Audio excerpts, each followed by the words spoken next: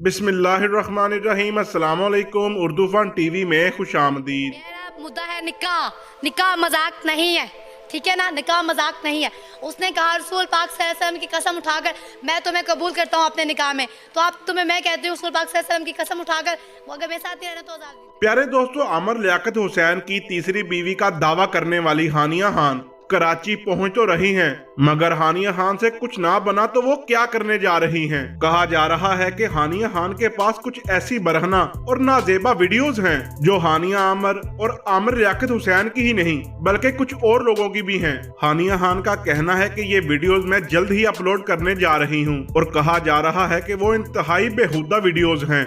दोस्तों, इस हवाले से कोई भी नई खबर आई या हानिया खान ने कोई भी नई वीडियो लीक की तो हमारी कोशिश है कि हम सबसे पहले आपको आगाह करें। इस वीडियो में इतना ही। मिलते हैं किसी अगली वीडियो में, तब तक के लिए अल्लाह हाफिज।